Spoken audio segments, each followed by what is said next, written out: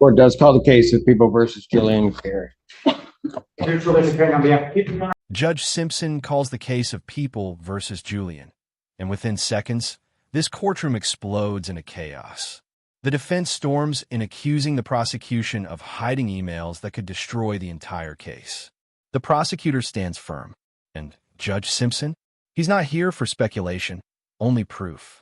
This isn't just a routine hearing. It's a brutal discovery battle where accusations fly, credibility cracks, and one wrong word could cost everything. Missing emails, political rivals, claims of misconduct. Watch closely because in this courtroom, belief isn't enough. Evidence is everything. Good afternoon, Your Honor. All right. We're here on the motion, your motion for discovery, to compel discovery. Yes, Your Honor. Should I begin? Go ahead. Yes, Your Honor. I moved for discovery of potentially exculpatory material under MCR 6.201. I made that request in July. The prosecution had 21 days to comply and did not provide anything or any response until very recently. Last night I received his response to my motion. I filed a reply today, Your Honor. I'm not sure if you had a chance to. I read everything, counsel. So I know I could. So if you read everything, then you know what I'm asking for. And I'm asking for discovery of communications between the alleged victim, who's a fellow by the name of Will Hathaway, outgoing Scioto Township supervisor, and communications between he and members of the prosecution team, which include officer. how do I know these exist? Sorry, how do you know? Well, I believe they exist. I know for a fact that there are emails after the discovery was produced to me between the key detective in this case. His name is Detective Parviz. He's the quote unquote computer expert in the case. And Well, he's not quote unquote a computer expert. He's extremely skilled in what he does. I'm sorry, I didn't So mean go to ahead. confuse him, but I don't know what his title is. I was just saying computer expert.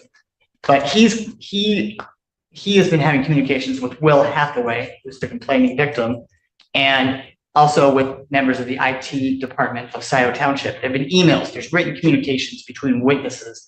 And How do you know that? I learned that from my client because Mr. Hathaway was talking about emailing with this gentleman. I believe they exist, and Detective Parvis also came to the township and met with Mr. Hathaway, trying to follow up on the information that we provided to the prosecutor, showing why this case is completely a non-case, that there was no crime that occurred in this case, not even a crime, let alone my client committing a crime. There wasn't a crime. An old email and an old meeting request were sent when my client clicked. I've read that, counsel. I'm just trying to figure out how I know these things exist. You don't, Your Honor. You don't know until you look. And when I asked the prosecutor for this information, he said, on information and belief, I don't think they exist. That is not the proper response from the prosecutor, Your Honor, and you know that. The prosecutor's response should be, I checked with the sheriff's department, or I looked at these materials, or they don't exist. All I got was, Well, what information and belief? Why you may not like the response, but the response is his information would have had to come from somewhere. So you're talking what words he was using as opposed to anything else. no, I don't think so. Respectfully. Well, I do. Okay, well, do you understand what I'm asking for? Not really, because I don't know what documents you're saying exist that the prosecutor hasn't turned over. Okay, I'm saying that there are emails for sure between Detective Parvis and Will Hathaway. He's a complaining victim, and I would ask for those emails to start. But I would ask for any written communications between any witnesses and the sheriff's department and the prosecutor's office. Okay, so the only way you know that there are emails between Mr. Hathaway and Detective Parvis are because Mr. Hathaway said If I have a so? moment, I can tell you exactly. Can you give me 1 second? Sure. So, Your Honor, the way we know that they exist is because Will Hathaway forwarded those emails that he was having with the detective to another member of Scioto Township, another employee. That's how. So where's that employee? You asked me for testimony from a witness? I asked you a question. Where is, Where is the employee that says they got the emails? Well, they're not at work now. It's past 4 o'clock and we didn't know we needed to have them here. So this employee received, I'm presuming, on their personal email or on the Scioto Township email? Scioto Township, Your Honor. So my question becomes, why would your client, if they exist, not have access to those through their IT department? Anything to me. My client has not been able to get access to that. And I don't think she's requested Well, access. counsel, do you have have you tried to get them? Have I tried to get them? Me? Yeah. I've done a FOIA for communications at the township, but this is stuff that happened more recently from when I did the FOIA. And it's, Your Honor, with all due respect, this is exactly what the prosecutor should be doing, is finding out, are there communications between my witnesses and my police officers that are. No, with all due respect, what you will do is you will answer my question. I'll answer your Have question. you attempted to try to get them? No. I mean, I did by filing this motion. How else am I going to get discovery, Your Honor? I guess I'm confused by your question. Have I attempted? Shouldn't be confused by my question.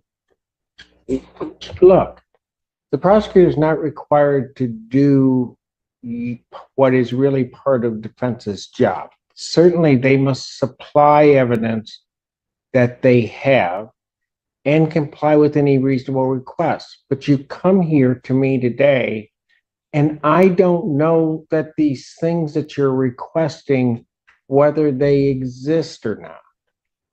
And the only way that you know that they exist is because somebody has said that these were sent to somebody at Scioto Township, and that it's between Detective Parvis, presumably, and Scioto Township. So my question is, on that end, why don't, if they exist,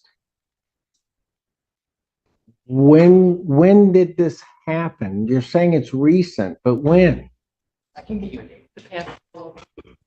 Within the last 2 weeks. But it's not just that, Judge. If I may. I think I'm still arguing. No, I'm just trying to clear up the point here. No. We don't do it that way. Thank you. Just for a bit of context, Your Honor, if I may. Mr. Bolota provided me with some information from some computer person Dave retained. And it had to do with a meeting invite that went out around the same time that this email went out. That information was emailed to me, and I don't know, because I'm not a computer expert, what it is that this information entails. I forwarded that information to Detective Parvis, and I've spoken with Detective Parvis. He's attempting to, I believe the term is the header information that is retained on the servers at Scioto Township. He's basically trying to vet that information, Your Honor.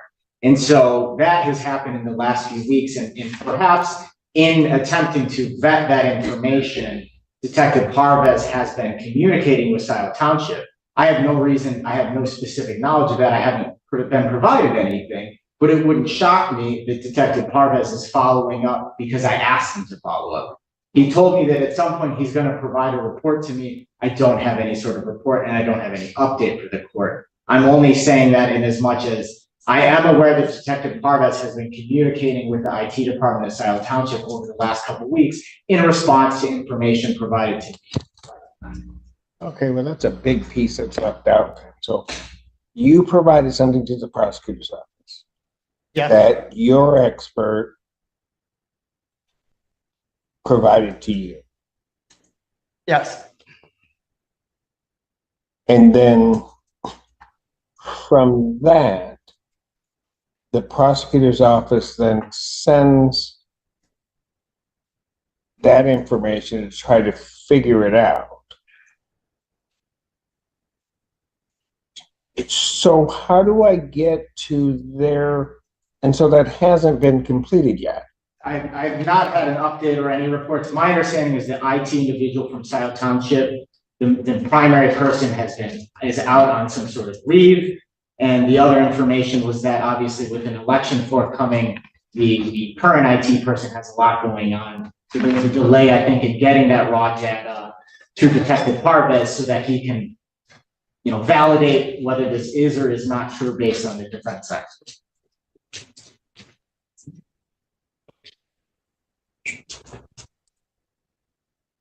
So, I mean, is there anything in that that's not true? no.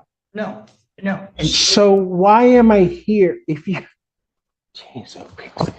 you gave them information and they're trying to unlock that information that you've given them, why am I here on a motion to compel that information where it's not been done yet? because that's not what I'm not asking for, a follow-up report. I'm asking for communications, Your Honor, and not just with Detective Parvez and the IT person, but most importantly between Will Hathaway and members of Yeah, but doesn't that come from isn't that the subject matter of the meeting invite, or am I reading that wrong? what is the subject? The meeting invite was for a meeting that happened 11 months or longer before. So it was an old meeting. That's why I say that this case was just essentially an IT issue. It had nothing to do with any individual action or anything. And that's why this case is in this courtroom before you on this matter, because there is no evidence.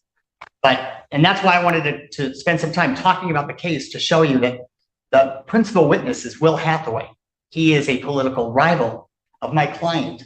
My client was running for the position that he now holds for the time being, supervisor of Scioto Township. And he is a long time political rival. So he's the one pushing this prosecution, Your Honor. He's the victim. He went to the sheriff and he's pushing this. So all of his communications with the prosecutor's office and with the sheriff, I believe I'm entitled to. And at the very least, I'm entitled to the court to make an in-camera determination as to whether there's anything exculpatory if they exist. If they exist. I know. This whole thing could be solved if the prosecutor had said in his response, I asked, and there aren't any. I asked the sheriff, and there aren't any emails. There aren't any texts. That's all he has to do, but he didn't say that. He said, on information and belief, I don't know about any. And that's just not enough. That's not enough. So you wanting to use specific words? Well, I mean, the Supreme Court said that he has a duty to investigate material within the possession of the police. And he's telling me that he doesn't think there is any, but he doesn't say that he even checked. Okay, so let's presume this, counsel. You make the request. Mr. Childers goes to the police department. Police department says we don't have any. He then has to respond to you. He doesn't know that because he can't say they absolutely don't. He can only tell you what he's been told. So if that's all that he can say, he would have to say on information and belief, based upon, which is really going to be based upon conversations he's having, I don't have anything. Understood. And I've been on that side, and all I would say is, look, I asked, and they don't have it. Okay, and maybe he did ask. I'd love to hear him say that he asked. But what I've heard from him, and I met with the prosecutor, Your Honor, is I heard from him that Will Hathaway made a contradictory statement to him, telling the prosecutor that he himself did not write the email that was sent, the untimely email. He had said to Counsel, other I people that he did can't, write it. I want can't this get communication. into evidence on the case. You're asking me, I mean, you keep throwing this stuff out there. I don't know if that's the evidence or it's not the evidence. I'm here on your motion, which is quite frankly improper in the way that you drafted this motion, How so? but because you lay out all of these things that, and quite frankly, counsel, made certain accusations against people in some conspiratorial sense that turned out not to be true.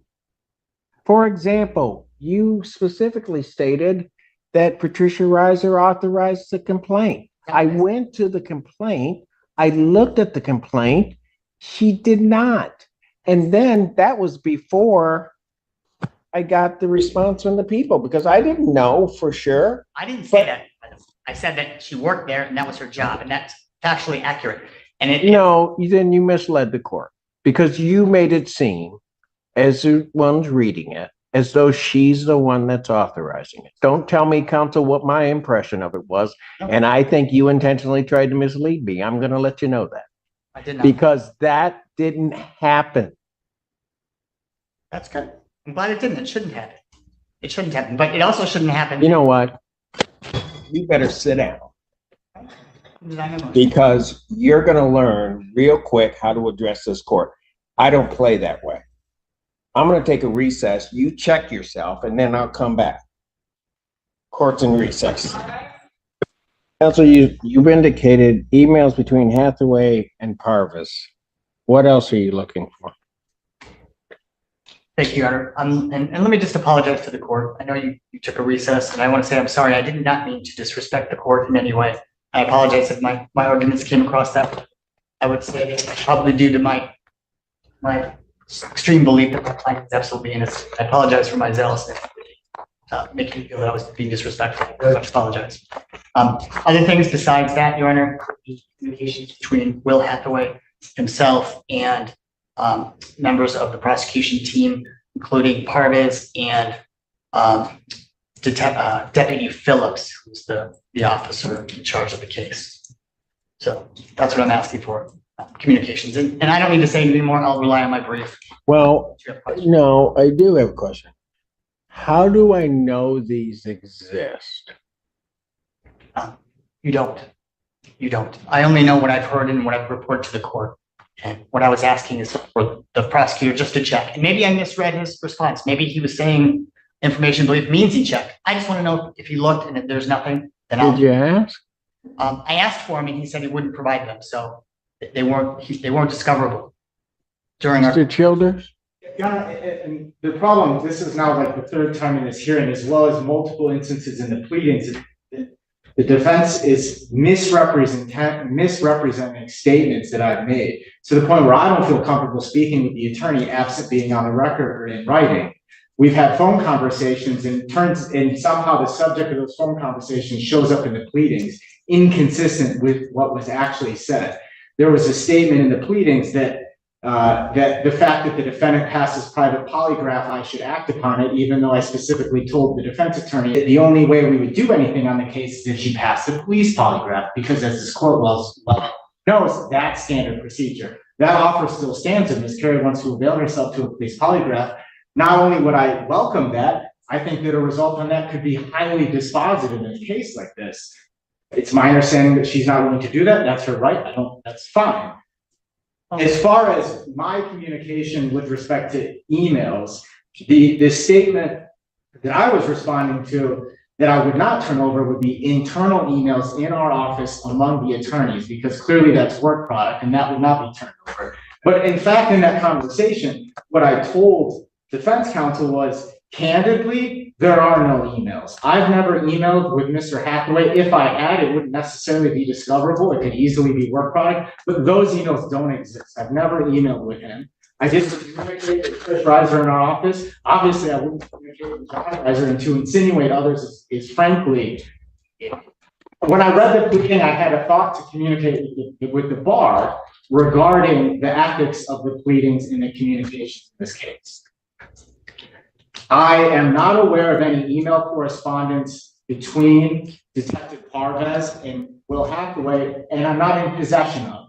Obviously, if there's a report that Detective Parvez produces, and that report insinuates or includes those emails, those will be turned over. If the report reads as if there was email correspondence between Detective Parvez and Mr. Hathaway, I will ask Detective Parvez, please attach those emails in your report, and I will tender them.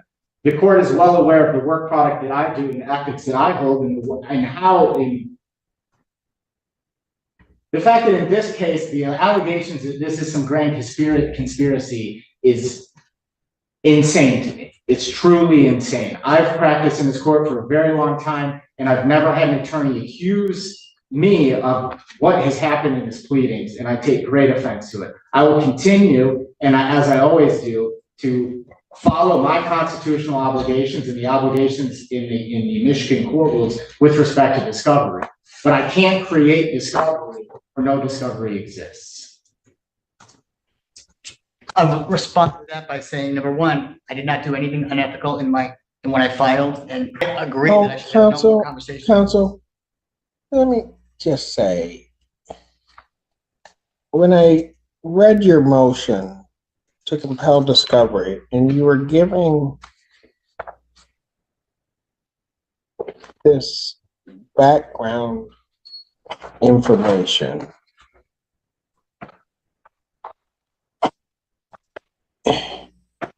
I'm not going to opine on whether or not it's ethical.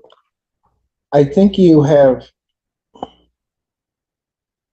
made certain allegations against people that if I were to call you to task to say that that actually happened, I think you might be hard pressed to do so.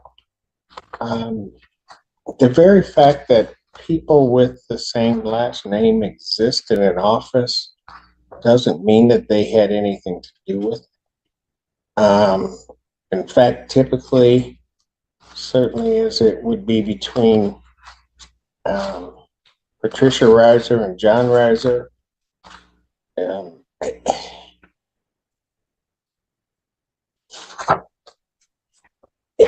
I'll just say this, maybe what you're saying happened.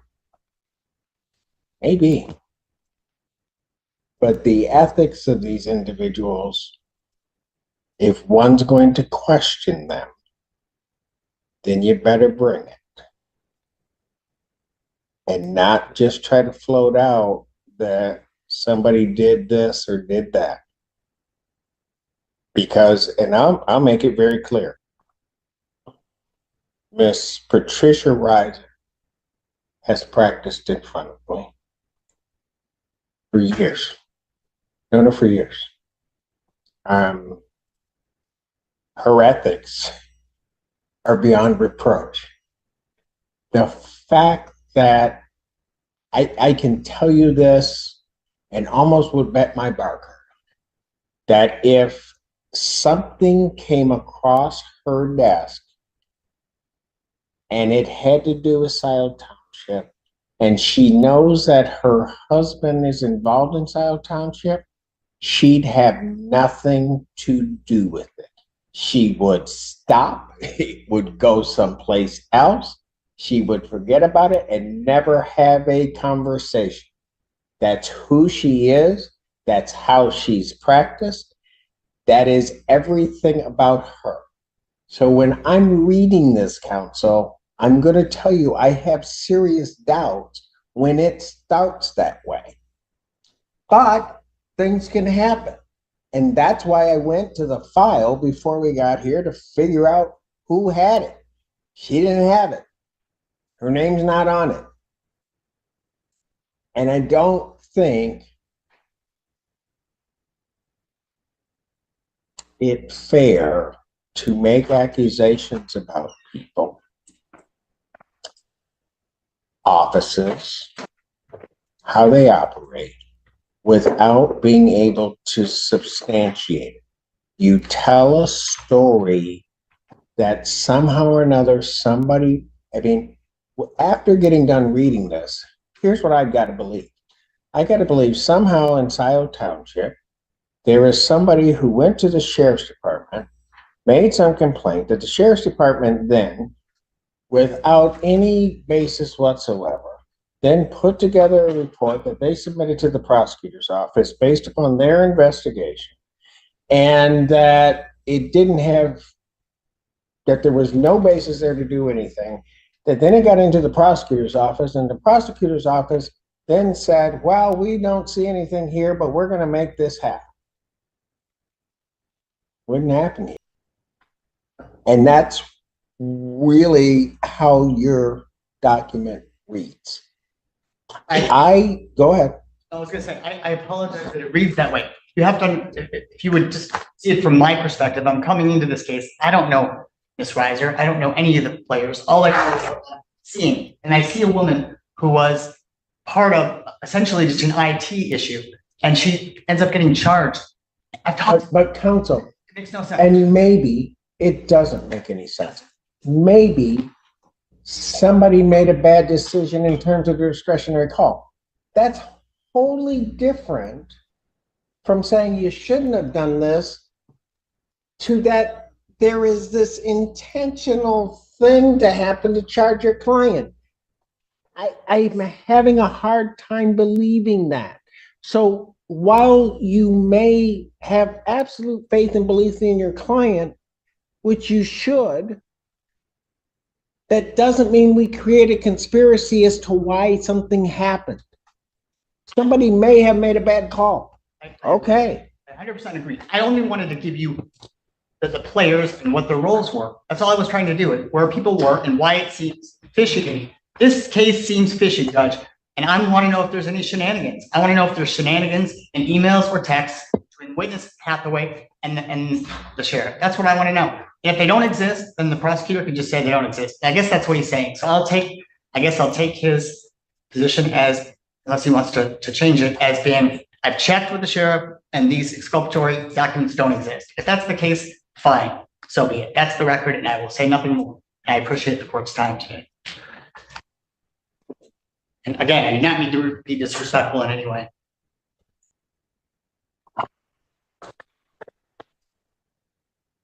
So, because I'm not going to go through this again. I don't want Because, no, listen to me.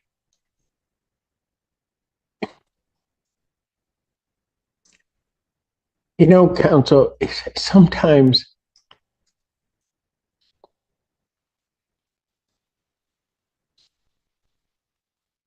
I want to just take attorneys back and just have them understand that in the privilege to practice law in this state, you need to be respectful of the process and the people.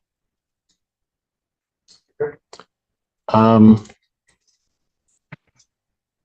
you have to do it in a way that doesn't practice in a way that doesn't jeopardize your credibility. And I think people don't do that. And sometimes they don't do it with just the words they use. You know,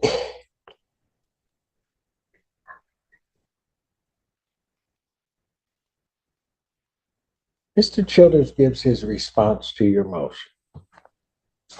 I can tell you, I appreciate, I guess, Mr. Childers' discipline and how he responded, because I think if certain accusations had been made against me in my office, mine would have been a little bit more fiery than that. But that's just me.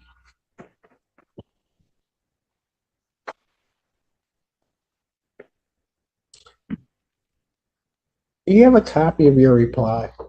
I sure do. Would you like to?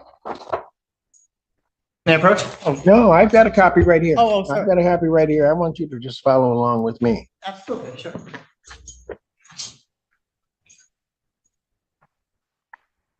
In your reply, that it's their 11th hour filing of its response to your motion to compel. Really? Yeah, it was filed last night or yesterday. I filed it weeks ago. What's the need to say that? I'm going to know exactly when it's filed. What's the purpose behind that, counsel? Really? To say that somehow they were deleterious in what they needed to do and just sort of threw that in? I mean, really, what's the purpose in that? Then go to the next Can paragraph. I just answer your question? Go The ahead, purpose if is there to is explain one. Why this was short and done in the last minute. Counsel, I know when everything comes in.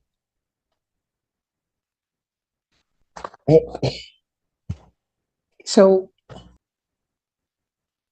and then you make the pejorative statement in the next paragraph, counsel.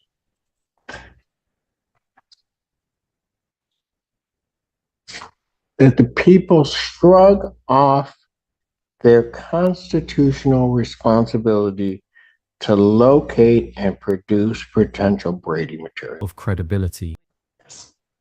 Did they really do that?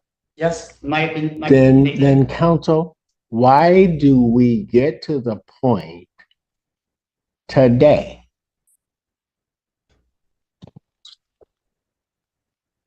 after this hearing? What have they shrugged off? List it to me. No. If you're gonna stick by that statement, list it to me. Yes. It's constitutional duty, and I'll quote. I know Brady upside down and backwards. All right. So you don't need to quote it to me. But they shrugged it off because they said, I don't know about anything. They didn't check. They didn't look. They didn't become educated, as far as I know. Maybe they did. And I'd like to know that. If that happened, then they didn't shrug it off. But right now it looks like they did. Looks like they shrugged it off. Even now? Mr. Childers has still not said that he checked. He still has not said that he. You have got to be kidding me, counsel. Even now. Did he check for emails? Can I just ask? But even now, counsel, you sat down. Mr. Childers gave his response about what he would do. You sat down and you said, okay. I then read something that you wrote, and you're still maintaining that somehow or another they're not abiding by the Constitution in some way of jeopardizing your client's rights. I'm going to tell you, and I will assure you, counsel, in my court, your client's rights will be protected.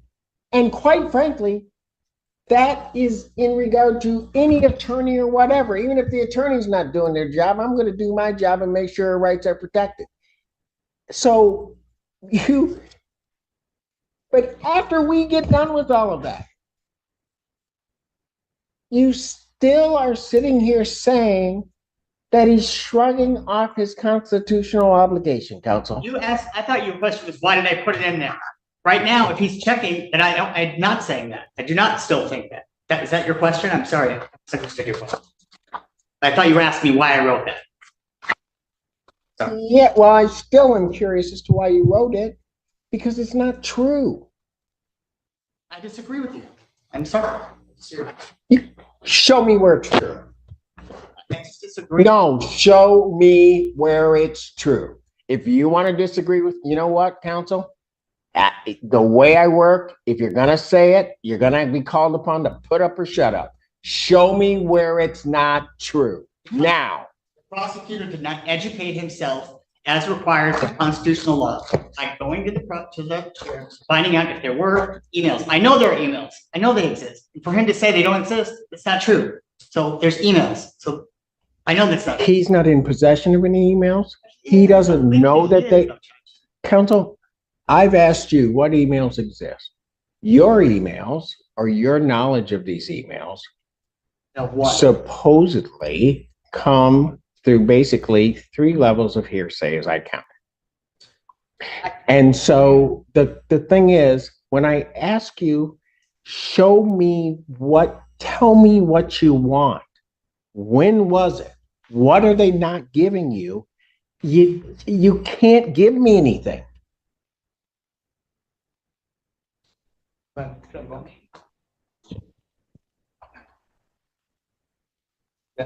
Your Honor, I know what I know, and I explained how I knew it, and that's all I know. Okay, so I'm asking though I was asking for a general. Counsel, that's not the way I practice in my courtroom. If you come here, you better be ready to answer my questions and put forth what you're saying. I don't operate on speculation of something. If you're telling me that the people have something in their possession or have access to that may be exculpatory to your client, certainly, but even if it's inculpatory and they haven't given it to you, you need to lay that out to me on something other than speculation about whether or not something exists. That's the way I work. How would I know? How would I know if it exists? If I don't ask. Then you just can't make the accusation, counsel, that they're hiding something. I'm just asking. I wasn't saying they're hiding anything. Asking for the information. No, Sorry if I, your whole motion is an accusation, counsel. I don't read it that way. I'm sorry. It is an accusation. No, it's an accusation That they shrugged off their constitutional duties to produce certain evidence that they don't have, and you don't know if they have it or not. I mean, I'm asking for it. I'm just trying to compel it. If you don't compel it, then I'm the one never. what are we going to compel? I would ask for an order saying, turn over any emails if they exist that are exculpatory. That's all. If they don't. Counsel, that is about as useful as turn over every unicorn in your possession. Because I don't know that they have either one. I mean, that's not a basis of a motion to compel, counsel. That's not how you practice. If you, and by the way, counsel, some of this you can FOIA, you can subpoena it. But you also have to do your job. And if they're not turning over something and you truly believe that they're not turning over something, then fine, come before the court. But be prepared to tell me what they haven't given you. Don't give me some conspiracy story. Don't give me all of these things. Don't say because something's politically charged one way or another that all of a sudden makes it something, because that makes no sense to me. You tell me what you want. If you think they're not giving you a direct answer to exactly what it is, then yeah, come here, I'll ask them. And they know I'm going to ask them. And then you can go from there. But you can't just throw everything up in the air saying they're not doing something when in fact that's not true. And here's the other part, counsel. The other part to this is, until Mr. Childers said so, because I didn't see it in any of the documents, this all starts from something you gave them. I mean,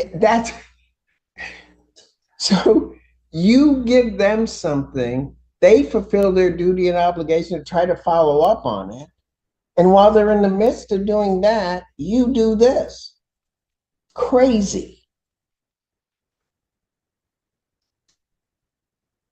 That makes no sense to me. Why wouldn't you just wait?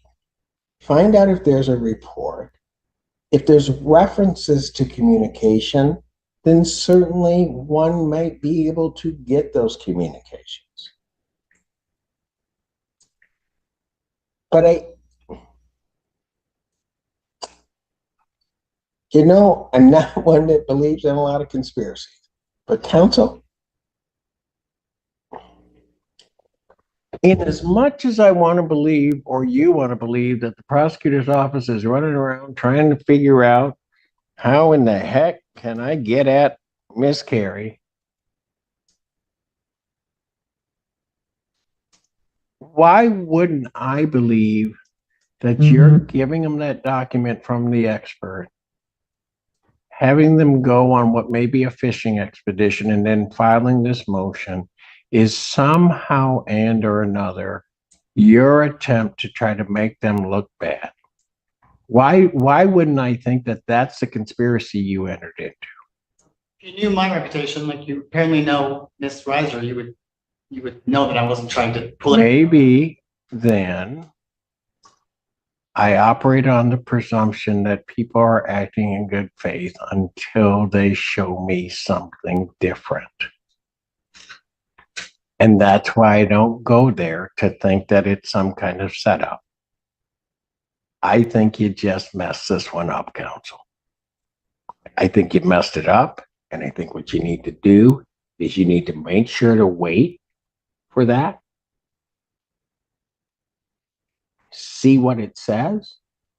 The court will give you the time to analyze it, look it through. If there's a reference to some communication, then there's something there that says that it happened.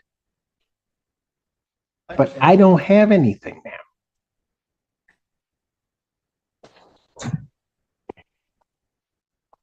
What day is this set for? The motion to compel discovery is denied. Mr. Childers, please prepare an order to that effect. Submit it to the court. As to the probable cause hearing, where do we need to go from here? I think we should probably set it for another PCC and a probable cause hearing. How much time did you need? I mean, Well, I kind of understood from Mr. Childers that they're still analyzing. If not, we need to say. I don't think that's what he said. I think what he said is he's going to be analyzing information and they'll be looking at it all the time. Judge, are you going to be handling the probable cause hearing? I will be handling the probable cause hearing. And whether or not it stays with me for exam is yet to be determined. Okay, thank you. Probable cause conference in this matter will be adjourned to November 26, 2024 at, was that, pardon? Those are at 9 a.m. At 9 a.m. In the end, Judge Simpson draws a hard line. No proof, no documents, no speculation allowed. The motion to compel is denied, and the courtroom is reminded of one brutal truth. You can't accuse the system without facts to back it up. Was this a desperate defense or a warning about how easily credibility can collapse in court? Drop your thoughts below. Like the video, subscribe for more real courtroom moments, and don't miss what happens next.